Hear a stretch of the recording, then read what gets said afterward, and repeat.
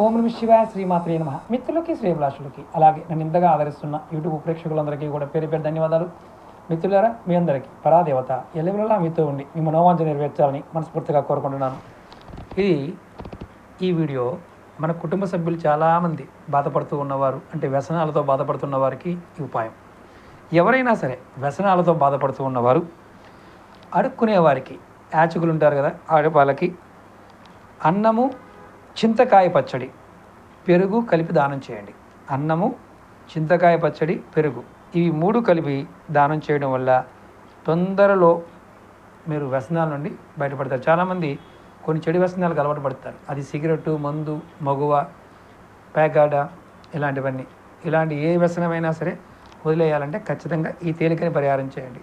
ఇది చేయడం వల్ల ఖచ్చితంగా మీరు వ్యసనాల నుంచి బయటపడతారు. అలాగే మీకు ఈ వీడియో నచ్చిన లైక్ చేయండి, ఛానల్ని 10 మంది మిత్రులకి షేర్